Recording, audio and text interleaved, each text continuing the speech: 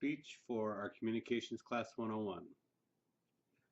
It's a few minutes to provide you an insight into my life, something unique to me. And for me, this is a hobby. How many of you have hobbies? We all have work or school or children. But hobbies are a little different thing. We usually think of them for fun, but however, they can be very useful in life, teaching us things, but done in a constructive, fun way rather than maybe the hard-nosed grind of sometimes school or hard life lessons. At least with a hobby, you can have fun while you do this. To picture this, think of yourself in a city you've never been. All of a sudden you're downtown. There's cars around you. You're on a sidewalk. There's people on bikes, motor scooters. You're surrounded. You don't know your destination, but there are many things in your way. Some of them you don't mind, some of them you could. You don't want to be hit by a car, but you want to be able to cross the street. A lot of this is similar to skiing. You're in the middle of a mountain. You're at the top. You want to go down the hill. You don't want to be hit. You don't want to hit anyone. There's bumps. There's ice. There's snow. There's soft landings. There's hard. There's jumps. There's all these potential things going on. But ultimately your goal is to get from the top to the bottom. This applies to me because I'm 40 now, and along with school and a full-time job, I've chosen this as my new hobby, or I should say rather it chose me. It teaches me things. It teaches me discipline. It's protocol. It's decision making. It's critical thinking. A lot of things go into more than just clicking into your bindings and jumping on the ski lift.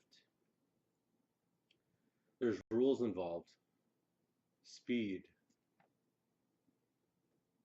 Am I traveling in the right line of sight? Am I going to stop soon enough? How do I avoid not being carried out of here in a red helicopter? I don't want to die on this mountain. What do I need to do to ensure that I have the most fun and the safest, and yet learn how to do this fun sport?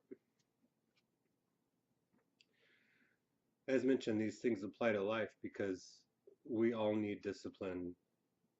We all need protocol, balance, adjusting our speed when making decisions. There's a social aspect that comes with skiing that I didn't quite expect. I just assumed that everyone would be doing their own thing. I mean, everyone is covered with ski hats and goggles and clothing, so you don't really get a lot of eye contact. But I was wrong. People are very open. They're quick to help. If you fall down, everyone wants to know if you're safe.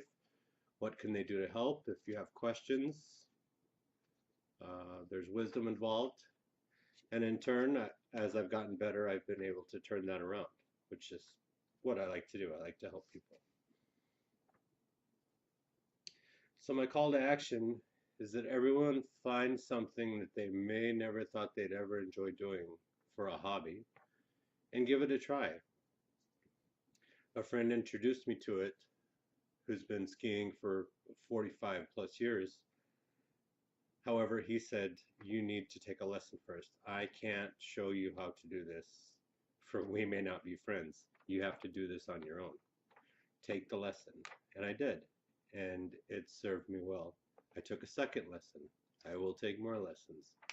For now, I've been kind of doing things on my own and seeing how I can apply what I already know about my own decision making based on what I want to learn and where I'm going to go with it, and see where it brings me, hopefully to the bottom of a fun hill.